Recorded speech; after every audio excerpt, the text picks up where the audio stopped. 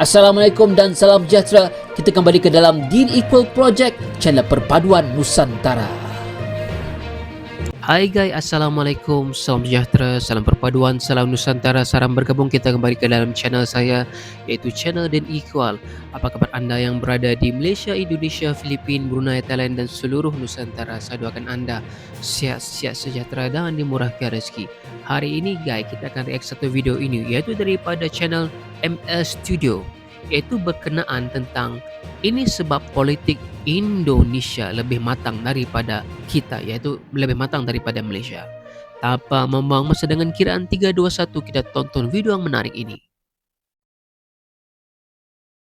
Sebenarnya kita tak nampak pun berlaku dekat Malaysia ni dah 15 kali PRU sejak daripada 1957 lagi, yang mana Malaysia ni tak pernah pun ada debat secara terbuka dipertontonkan kepada halayak ramai. Pemilu pilihan raya umum 2024 Indonesia ataupun Pilpres, pilihan raya Presiden Indonesia 2024, aku tak nak cakap mengenai siapakah yang akan jadi presiden ataupun naik presiden, kerana perkara itu rakyat Indonesia yang akan tentukan. Aku nak cakap mengenai pesta demokrasi di Indonesia, yang merupakan pesta demokrasi ketiga terbesar di dunia. Kerana Indonesia sekarang ni, dia punya pesta demokrasi ni sangat luar biasa, berada pada tahap yang sangat-sangat berbeza. Kalau nak dibandingkan dengan Malaysia ni, diorang punya dah jauh lebih maju ke hadapan. Kalau korang tengok sepanjang kempen Pilpres 2024 ni, presiden, naik presiden, calon-calon yang bertanding ni, diorang sekarang lebih terbuka, menerima untuk berdebat. 3 pusingan debat dianjurkan, dan ketiga-tiga calon presiden dan naik presiden daripada setiap parti ni, diorang sertai debat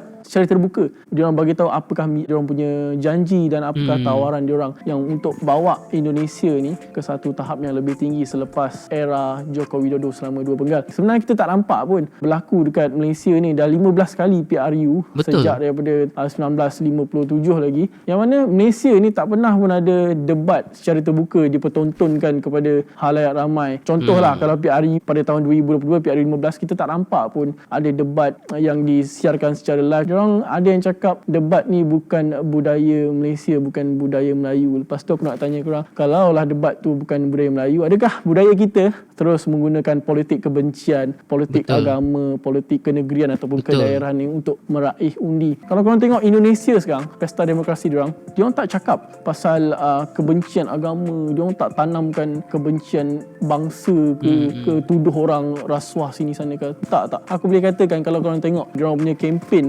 kempen daripada calon Prabowo Subianto, iaitu Menteri Pertahanan Indonesia lah. Dia punya pasangan adalah Gibran Rakabuming, iaitu anak kepada Presiden Joko Widodo, yang mana kempen dia ni lebih kepada mendekati orang muda. Kalau kau tengok dia punya kempen, kau takkan percaya dia ni adalah Menteri Pertahanan, dia ni bekas Panglima Tentera Indonesia. Sebab dia punya kempen, dia menari. Orang nak tengok dia menari. Daripada dia bercakap, berucap, orang nak tengok dia menari. Dia punya tagline tu gemoy. Dan perkara ni kita tak nampak pun dekat Malaysia ni. Rasanya Malaysia ni belum boleh menerima pembaharuan macam Indonesia lakukan. Dan perkara sama dilakukan oleh calon daripada parti pemerintah, parti PDIP, iaitu Ganjar Pranowo dan dia punya pasangan Mahfud MD. Kalau kat Malaysia ni, pilihan raya umum, orang kata dia punya tagline lah, selamatkan Malaysia, Malaysia baharu lah, apalah. Tapi Indonesia ni, Ganjar Pranowo punya kempen adalah pergi mana-mana tangan macam ni, jari macam ni untuk raih undi, salam metal. Maksud salam metal tu adalah diorang ni sebenarnya nak dekati pengundi. Jadi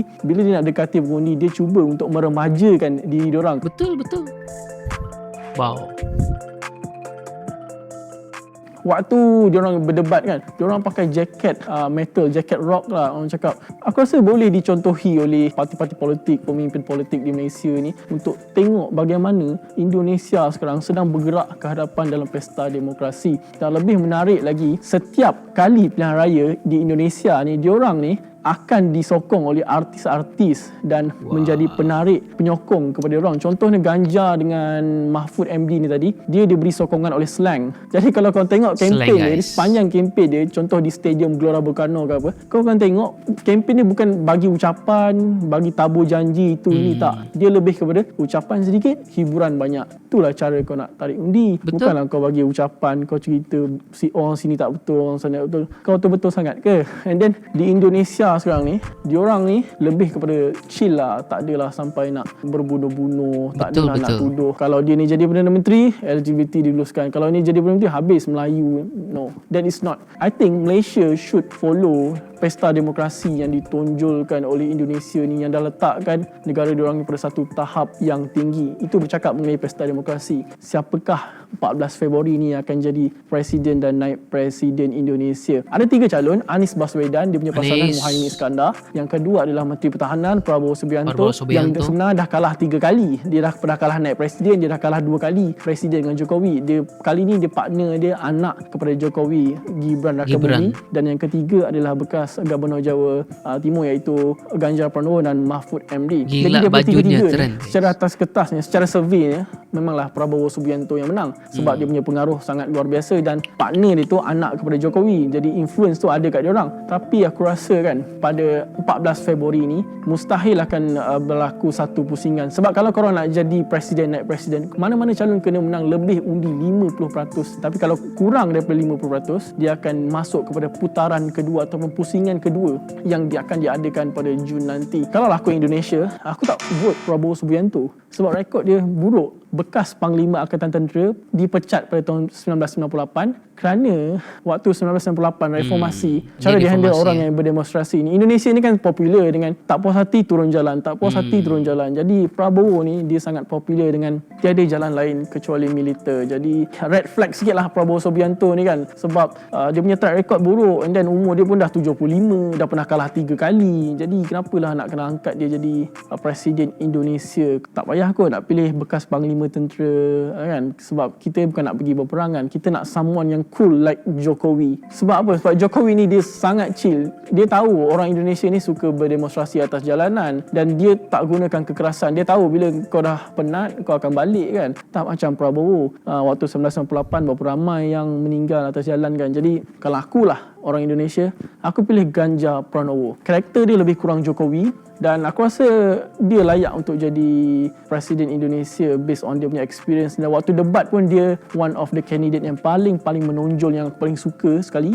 Bagi akulah Ganjar adalah pilihan aku.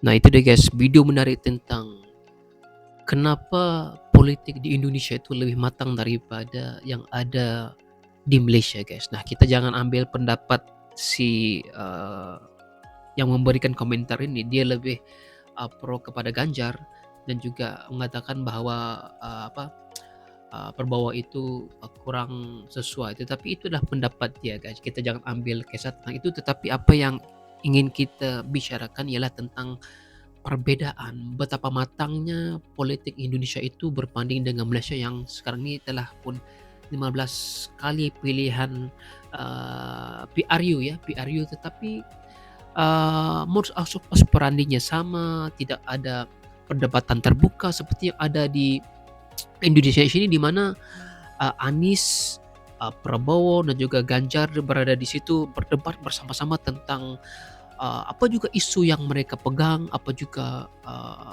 ideologi yang mereka pegang dan mereka pertahankan, didebatkan bersama-sama guys secara terbuka. Tidak seperti di Malaysia ini, di mana kadang-kadang isu yang diperdebatkan adalah berkenaan dengan isu perkauman, berkenaan agama, kemudian memburukkan antar satu sama lain. Tapi di Indonesia itu perbincangannya itu adalah terbuka, tidak ada rasa sakit hati, tetapi menerima kelemahan diri itu dengan cara yang terbuka. Kemudian apa yang hebat lagi ialah pesta pilihan raya ataupun pemilu pada 2024 Februari yang lepas itu diwarnai